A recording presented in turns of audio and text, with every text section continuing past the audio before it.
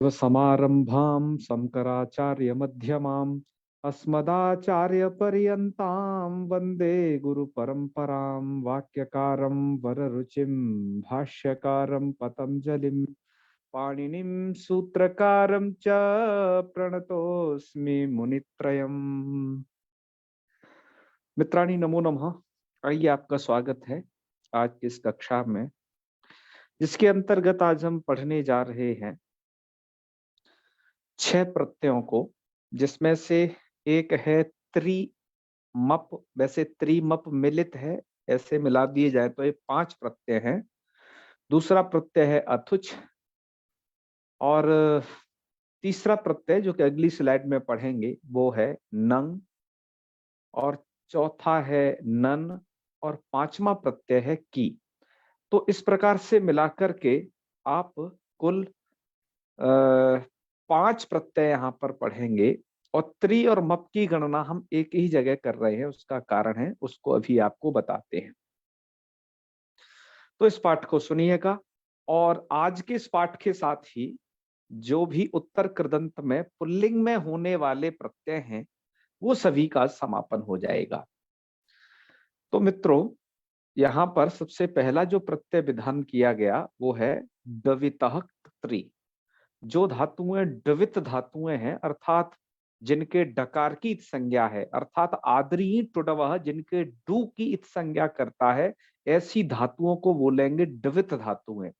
तो मित्रों, आपने पिछले प्रकरण में जो डवित धातुएं पढ़ी, आपने जिनका अनुबंध देखा होगा, जैसे डुक्रिय करने में था और डुक्रिय द्रव्य विनिमय में था, तो इसी प्रकार की आपने ये डवित धातुएं पिछले प्रकरण में पढ़ी हैं। तो ऐसी डवित धातुओं से, जैसे पच धातु भी आपने केवल नहीं पढ़ी है, डुपचस पाके, इस प्रकार की डू इत संज्ञा वाली ये धातु है। अतः धातुओं के यदि आपने अनुबंध याद करे हैं तो आपके लिए बहुत जानकारी आपको मतलब ज्यादा होने वाली है इस प्रकरण की। अतः धातुओं को जब भी आप याद करें, अनुबंध सहित याद करें, आप देखिए उत्तर कृदंत के प्रत्ययों को तभी सही से ही लगा सकते हो कि यह जो त्रि प्रत्यय करना है ये द्वित धातुओं से करना है, जिनके डकार की, जिनके डू डू प्लस इत है, डू है इत जिन धातुओं का, ऐसी धातुओं से आपको त्रि प्रत्यय करना है। अर्थ भी वैसा ही यहाँ पर लिखा है। ये काशिका की सहायता से हमने यहाँ पर अर्थ लिखा है, क्योंकि लघु सिद्धांत में यहाँ पर अर्थ नहीं दिया गया है, सरल समझ करके। तो ऐसे लिखना चाहिए, डू इत यस्य धातो हो। डू है इत जिस धातु का, तस्मात् धातो हो, उस धातु से त्रि प्रत्यय स्यात्, त्रि प्रत्यय हो जाता है। किस अर्थ में? तो भावे कर्तरी चकार के संज्ञायाम की अनुवृत्ति यहाँ पर भी है। तो इन अर्थों में यहाँ पर भावे और कर्तृभिन्न कारक में संज्ञा के विषय में यह प्रत्यय हो जाता है। याद रखें कि जब कर्ता भिन्न कारक में करें तो संज्ञा का विषय अवश्य होना चाहिए, तभी यह प्रत्यय हो पाएगा। आइए अब इससे होने वाले रूपों की सिद्धि करते हैं, लेकिन उससे पहले ये याद रखें कि कृत्तिर मप नित्यम, इस सूत्र के द्वारा मप प्रत्यय भी होता है। मप के मकार को ही मप प्लस नित्यम, और इस संधि कार्य करके मम नित्यम बन गया है। विग्रह क्या है, पहले विग्रह देखते हैं, क्योंकि रूप बनाना है पक्त्रिमम। अभी सूत्र को भी इसमें हम संगठित करेंगे, कृत्रिमम नित्यम को। तो पच धातु से कित्री प्रत्यय कर दिया, तो पच कित्री, और कित्री का बचेगा त्रि, ये बात याद रखिएगा। तो पच त्रि बचा, और चकार को चोकू से कुत्त कर दीजिएगा तो बन जाएगा पक्त्री। याद रखें, हमने हमारा विग्रह क्या है, पाके न निर्वृत्तम।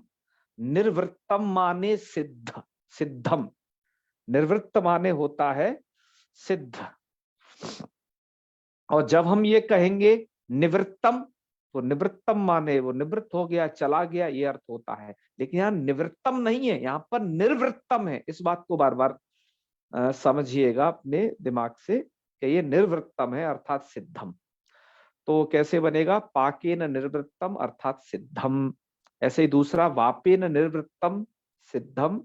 अब दोनों के रूप क्या बनेंगे, तो पहले का देखिए, आपने कित्री प्रत्यय को तो करके पक्त्री यहां तक बना लिया, पक्त्री अर्थात एक प्रत्यय करने के बाद आपने एक दूसरा यहाँ पर प्रत्यय करना है। सूत्र है वो क्त्रेर मप नित्यम, अर्थात कृत्रि प्रत्यांतात, अर्थात जिससे आप कृत्रि प्रत्यय कर लीजिए तो ऐसा शब्द कृत्रि प्रत्यांत बन जाएगा और उससे मप हो जाता है। कब? निवृत्ते अर्थे, निवृत्त अर्थ, वो निर्वृत्त अर्थ होने पर, निवृत्त नहीं निर्वृत्त अर्थ होने पर, तो निर्वृत्त अर्थ ये है ही है। तो यहाँ पर ये इस अर्थ में आपने कर लिया यह प्रत्यय, तो आपका बन गया ये पक्त्री और मप, इससे मप किया। मप में पकार की संज्ञा है, म शेष रहता है, तो पक्त्रिम ऐसा बनेगा और नपुंसकलिंग होकर के पक्त्रिमम बन जाएगा। अब आप कहेंगे कि आप तो पुल्लिंग को बता रहे थे, नपुंसकलिंग कैसे बता दिया? तो याद रखिएगा यहाँ पर जो लिंग की व्यवस्था है इन प्रत्ययों में, कृत्रि और मप में, अर्थात कृत्रिम प्रत्यय में, वह व्यवस्था आपकी विशेष्यानुसार लिंग व्यवस्था है। तो यहाँ पर नपुंसक लिंग भी हो सकता है और पुल्लिंग और स्त्रीलिंग भी हो सकते हैं, ऐसी व्यवस्था है। यह एक विशेष व्यवस्था है। मैंने बताया था कि पुल्लिंगाधिकार में भी कुछ शब्द इनके लिंग की विशेष व्यवस्था है, तो वो आपको करनी होगी उसके अनुसार। तो ये त्रिलिंगी शब्द हो सकते हैं, विशेष के लिंग पर आधारित हैं ये। तो इस तरीके का यहाँ पर ये सभी का सभी बनेगा। तो जैसे आपने पक्त्रिमम बनाया, तो उसी तरीके से वप धातु से कृत्रि प्रत्यय करिएगा तो स्थिति हो जाएगी वप कृत्रि, और कृत्रि का त्रि बचता है तो वप त्रि, किंतु यहाँ पर वकार को संप्रसारण कर दीजिएगा तो उपत्री मप उपत्री, उपत्रिम बच जाएगा, क्योंकि मप का म बचता है, तो उपत्रिमम यह रूप बन जाएगा। अब यहाँ पर आपको याद ये रखना है कि आपको यहाँ कृत्रि प्रत्यय नहीं केवल करना है, बल्कि कृत्रि के साथ साथ आपको मप भी करना है। तो टोटल जो मतलब दोनों प्रत्यय करने होंगे, केवल कृत्रि का प्रयोग होता ही नहीं है। कृत्रि का प्रयोग होता है वो मप प्रत्यय के साथ होता है। तो उसे हम यदि शॉर्टकट तरीके से कहें तो आप ऐसे समझिएगा कि वो वस्तुतः त्रिमप ऐसा प्रत्यय बन जाता है। अतः हमने यहाँ पर उससे त्रिमप लिख दिया है, यही प्रत्यय आपको करना होगा। मूलकार ने दोनों के विग्रह, इसका विग्रह लिख दिया है और इसका धातु लिख दिया है, जिससे आप समझ जाएं कि ये डुबप धातु है। पाके निर्वृत्तम में डुपचश पाके ये धातु है, तो दोनों धातुएं डवित थी, अतः ये प्रत्यय हो गया। और कौन कौन सी धातुएं डवित हैं, इसके लिए भैमी व्याख्याकार ने कारिका का यहाँ पर संग्रह किया है। हमने वो कारिका को यहाँ पर लिखा है, ददातिश्च दधातिश्च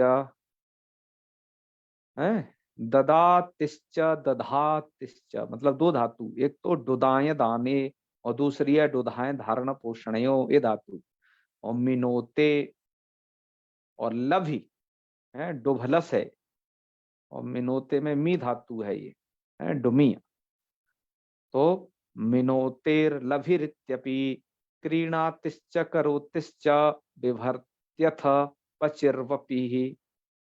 तो ये धातु हो गई। ददाती दधाती दो, मिनोते तीन, लभी चार, चार धातु ऊपर हैं, और क्रीडाती पांच, करोती छह, विभर्त्यथ सात, और पची आठ, और वपी नौ। इस प्रकार मिला करके कुल टोटल 9 धातुएं हैं जो कि डवित हैं, जिनके डकार की संज्ञा होती है।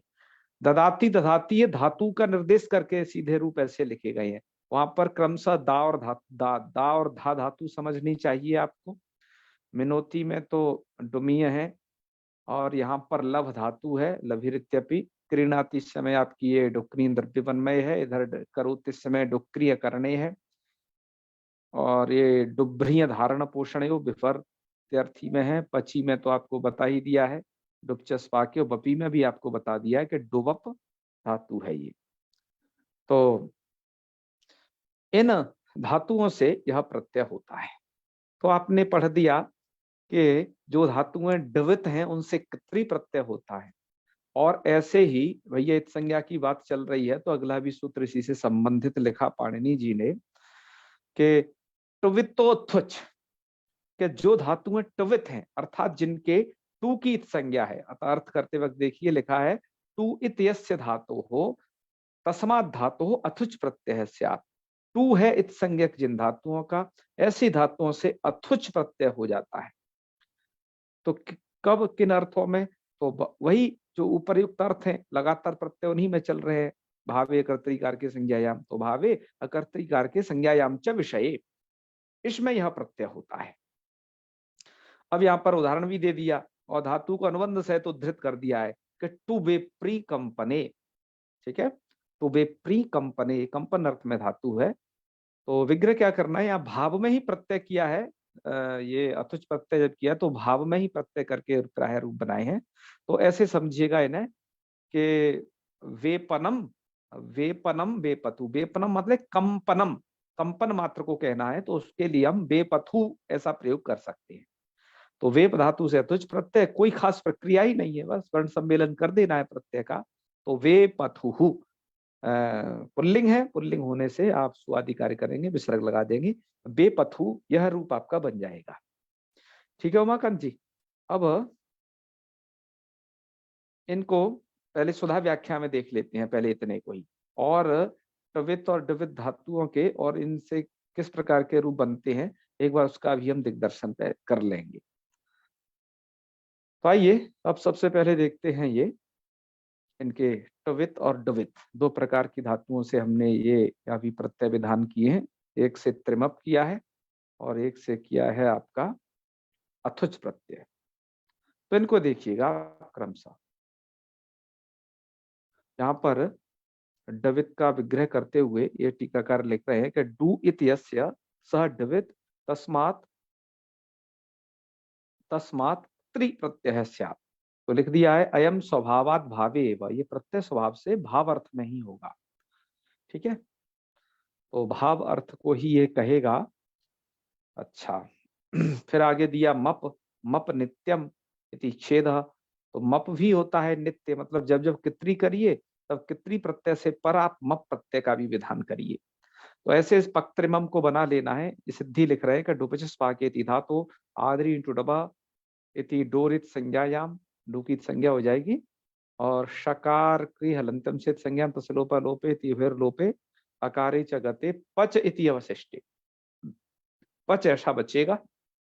उसके बाद दवितः कित्री इति कित्री प्रत्यय का लोपे पचेस चकारस्य चोकु इति कुत्वे पक्त्री इति जाते तस्मात् पक्त्रे मप, मप नित्यम इति नित्यम मपि पगते पक्त्रिम इति भूते विभक्ति कार्य च कृते पक्त्रिमम इति सिद्धम। तो जैसे आपने पक्त्रिमम बनाया वैसे ही वप धातु से, वप वप में भी क्या है, डुवित धातु है, तो कह रहे हैं डुवप बीज संताने, बीज बोने अर्थ वाली धातु है ये। तो है, तो इसलिए बपनम बेपथु ऐसा ये तो डुवित है ना, तो इससे तो बपनम, तो उपत्रिमम बनाइए पहले, तो इससे है टवित वालियों में चले गए थे भी। तो बीज संताने ये धातु है डुवप, इससे अनुबंध लोपे कितरी डुवित कितरी इति कितरी प्रत्यय का लोपे कित्वात् वचि सपी आदि नामक इति संप्रसारणे उ अप कितरी और समसारणाचेति पूर्व कृत्रिम मप इति मपी और उपत्रिमम ऐसा रूप बना लीजिएगा। टवितोथुच के लिए टू इत यस्य ऐसी धातु होगी टवित, तो उनसे क्या करना है आपको, अथुच प्रत्यय करना है। उसकी भी प्रक्रिया इन्होंने अगले यहाँ पर लिखी है, उसको भी देख लेते हैं। लिखते हैं यहाँ पर इति विग्रह अयम स्वभावात भावी, ये प्रत्यय स्वभाव से भाव अर्थ में भी होता है, ये भी प्रत्यय भाव अर्थ को ही कहता है। ठीक है, तो वे पथु, तो टुवे प्री कंपने धातु आदरी टुडवायति टोरित संज्ञायाम लोपे च रीगते टित्वात् तवितोथुचति अथुचि चगते विभक्ति कार्य च कृते वे पथु इति रूपम सिद्धम।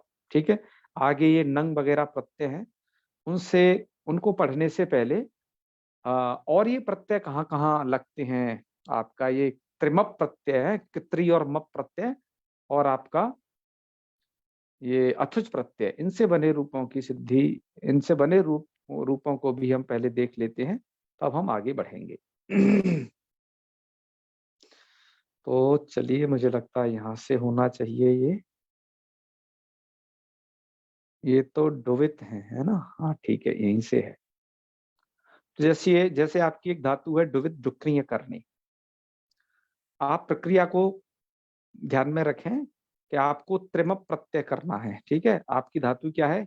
क्री।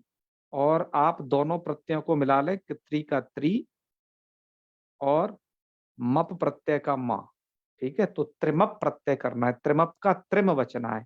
तो क्री धातु है, क्री धातु से आपने त्रिम प्रत्यय किया, तो क्री त्रिम, ठीक है। क्या बन गया? क्री त्रिम। और ये नपुंसकलिंग में प्रयोग होता है तो कृत्रिमम, ऐसा प्रयोग हो जाएगा, ठीक है। ये इसकी प्रक्रिया है, प्रक्रिया सरल है, कोई ज्यादा दिक्कत नहीं। कृत्रिमम का मतलब है बनावटी है। कृत्याह निर्वृत्तम, जिसमें से कृत्य निकल गया है, अर्थात बनावटी चीज, उसको कहेंगे हम कृत्रिमम। ऐसे डुभलस प्राप्त धातु, ये भी द्वित संज्ञा वाली धातु है, तो यहाँ पर भी क्या हो जाएगा? डुभलश, इसका लभ बचता है, इसका बन जाएगा लब्ध्रिमम। इसका मतलब होगा लाभेन निवृत्तम, अर्थात प्राप्ति से उत्पन्न। ऐसे डुक्रिय द्रव्य विनिमय का बनेगा क्री, ये दीर्घ इकारांत धातु है और त्रिमप प्रत्यय कर देना, तो क्री त्रिमम, क्रैडेन निवृत्तम क्री त्रिमम, ऐसा बनेगा। और ऐसे ही विपसर्ग पूर्वक है तो विक्री त्रिमम है, बेचने से उत्पन्न, खरीदने से उत्पन्न, ऐसे इनके अर्थ होंगे। डुब्री धारण पोषण का भृत्रिमम, डुमीय प्रक्षणे का प्रक्षेपणे का मृत्रिमम, डुदाय का दात्रिमम, डुधाय का डोधाय का धा बचता है, ठीक है। और दधातेर ही से हो जाता है ऐसे ही, तो ये बन जाता है हृत्रिमम। और विपसर पूर्वक धा धातु से, इसी से विहित्रिमम ये रूप बन जाता है। इसमें से कुछ तो बहुत ही प्रयोग होते हैं, कुछों का तो प्रयोग बिल्कुल भी नहीं है। जैसे आपने यहाँ, आपने ज्यादातर इसमें जो प्रयोग देखा होगा, कृत्रिमम शब्द का ही प्रयोग देखा होगा, और ये बनते नहीं है, लेकिन आपको साहित्य में कहीं मिल जाए तो उनको आप इस त्रि और मप प्रत्यय से बना हुआ इनको आप रूप समझें आप, ठीक है। आइए आगे बढ़ते हैं। अब आपने अथुच प्रत्यय भी पढ़ा था, तो वो उसके भी अन्य उदाहरणों को देख लेते हैं। अथुच प्रत्यय टवित धातुओं से होता है, जिनके टू की संज्ञा है। जैसे डवितों से प्रत्यय हुआ था, ऐसे वो टवित से, जैसे टुनदि समृद्ध, तो टुनदि समृद्ध से आप इस प्रत्यय को करोगे, टुनदि का नद बचता है, मतलब नद बचता है, लेकिन इकार होने से धातु के अंत में तो नुम धातु से नुम होकर के नंद धातु बन जाती है, जिससे आप अथुच प्रत्यय करेंगे तो नंद अथुच और नंदथु ये बन जाएगा। नंदतु मतलब प्रसन्नता, आनंद। तो नंदनम नंदतु, केवल ये भाव में प्रत्यय हो रहा है यहाँ पर, ये स्वभाव से ही भाव में प्रत्यय हो रहे हैं, ठीक है ना। इनसे कर्ता में, वो कर्ता भिन्न कारक में इसका संज्ञा में प्रयोग का कहीं पर नहीं आया है, अतः इनको केवल भाव में आप मानिएगा। ऐसे ही टुदु उपतापे है, तो यहाँ पर टुदु का दू बचता है, ये भी टुवित धातु है, तो दू अथुच और दू को गुण करके दो अथुच और दवथु बन जाएगा, ठीक है। तो उसके बाद है वमु उदगरणे, उदगरण मतलब वमन करना, तो इसका वम अथुच वमथु, वमथु का मतलब है वमनम, वमन करना। ऐसे ही टू भ्राजरी, भ्राजथु माने शोभा, तो मस जो शुद्ध, तो मज्जथु मतलब, मज्जथु मतलब स्नानम, यही अर्थ है उसका। टोस्वीगत वृद्धियों का है, ओस्वी, टोस्वी का बचता है श्वी, और श्वी धातु से अथुच प्रत्यय कर दिया, तो गुण कर देना श्वे अथु, और अयादिश कर देना, क्योंकि गुणादि तो यहाँ होते ही है, इस प्रत्यय के परे रहते कोई है, क्योंकि कोई प्रत्यय कितनित प्रत्यय नहीं है, सो निषेध निषेध हो, तो धातु यदि ऐसी होंगी जिनमें गुण की संभावना है तो वो होगा, है ना। और धातुओं कुछ तो इसमें हलंत है, तो उनमें तो संभावना नहीं है, जैसे बेपथु में उसको तो ऐसे ही आप बना दिए थे। इसके बाद स्वे अथु और अयादिश करके स्वयथु, स्वयथु आयुर्वेद में सूजन के लिए प्रयुक्त होता है, जिसे आप कहते हैं स्वेलिंग, उसके लिए स्वथु, स्वयथु इस प्रकार का प्रयोग है। तो ठीक है मित्रों, आप इसे समझ गए होंगे। अब आइए अग्रिम स्लाइड में और कुछ प्रत्ययों को पढ़ते हैं मित्रों। इसके बाद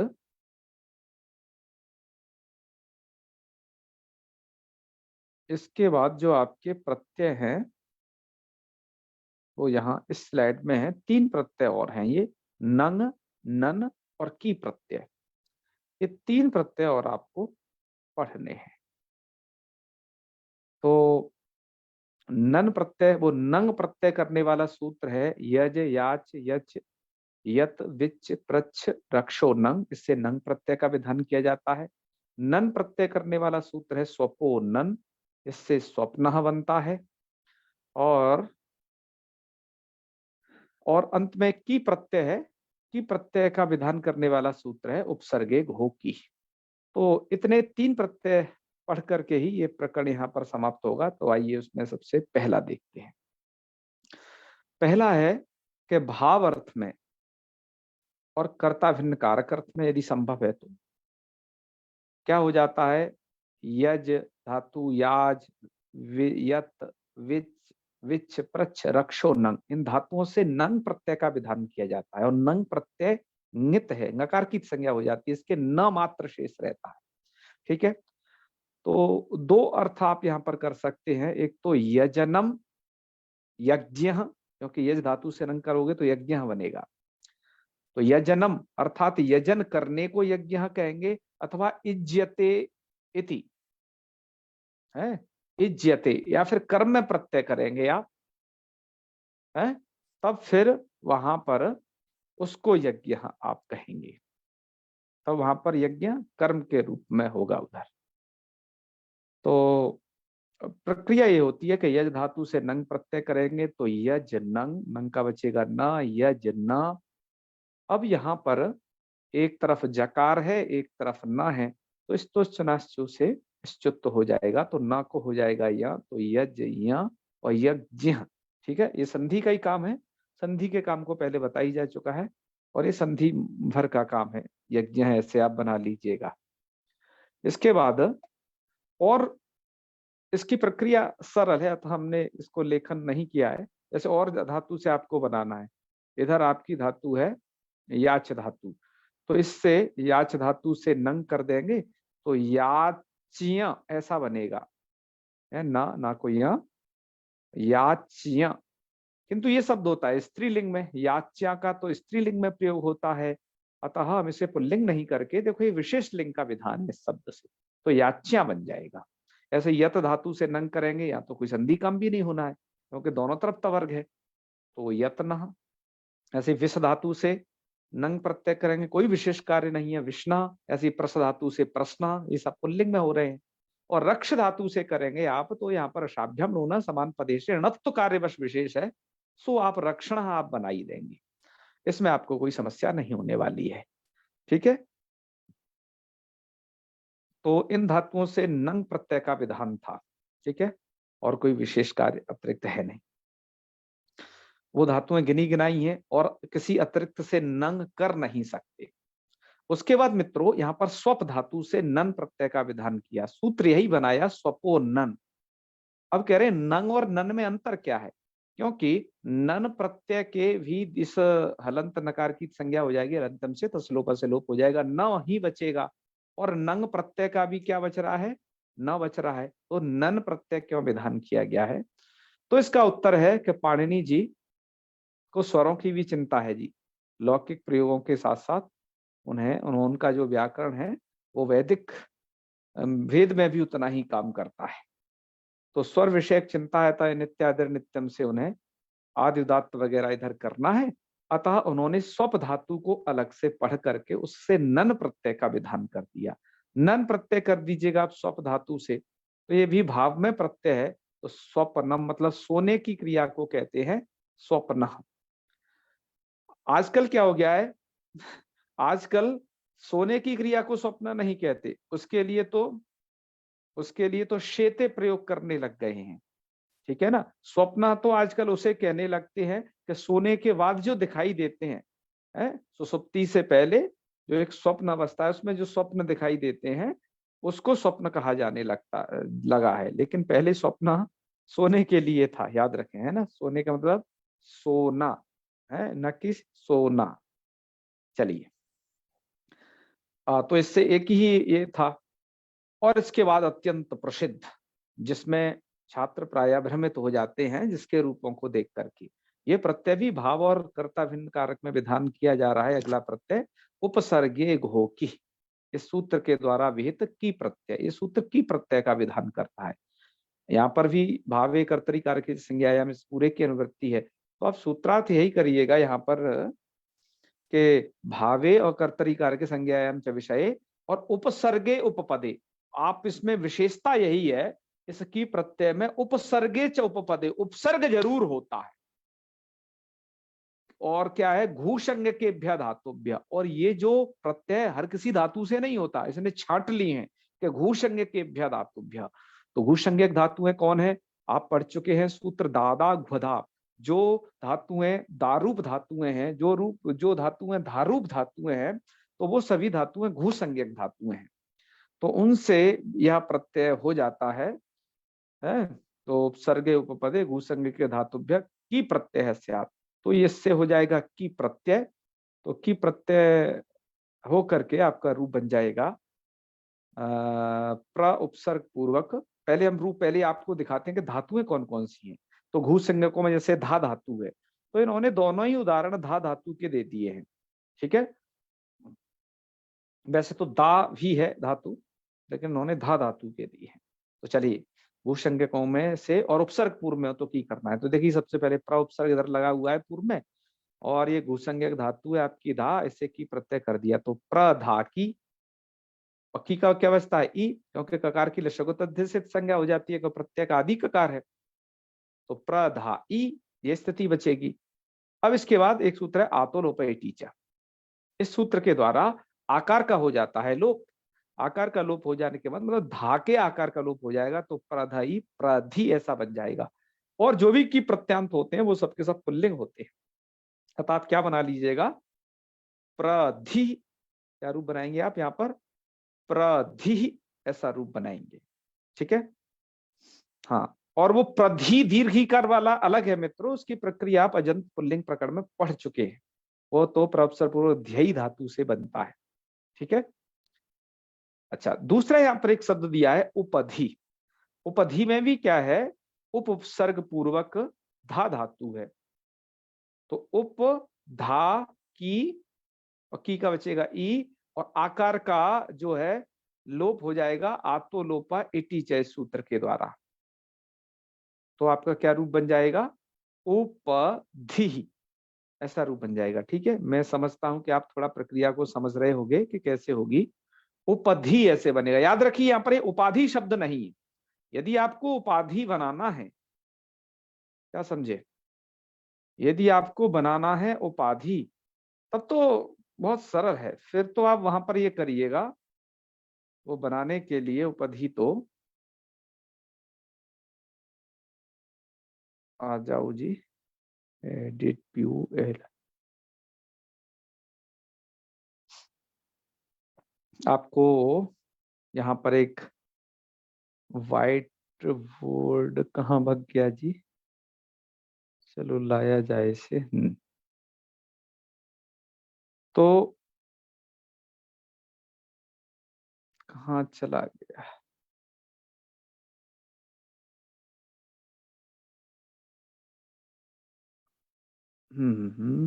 लिखो भैया। शायद मुझे लगता है इसको काम नहीं कर रहा है। चलो हम आपको स्क्रीन पर लिख के बता देते हैं, फिर ये काम नहीं कर रहा तो। उपाधि हम बात कर रहे थे, उपधि और उपाधि। यहाँ पर उपधि लिखा है, उपाधि की चर्चा टीकाकारों ने भी बहुधा नहीं की है। तो उसको, उसमें बस आप क्या कर लेना, उप आंग प्लस धी ऐसे करके आप उपाधि बना लेंगे। देखो इन्होंने यहाँ पर सिद्धि की होगी, उपाधि की नहीं उपधि की सिद्धि की होगी। तो आप देख सकते हैं यहाँ पर कि जब ये इन्होंने प्रधि बनाया है, और तो सब देख लेना, और तो सरल हैं, कैसे कैसे अन्य सब बनाए हैं इन्होंने, विस्ना प्रश्न इत्यादि।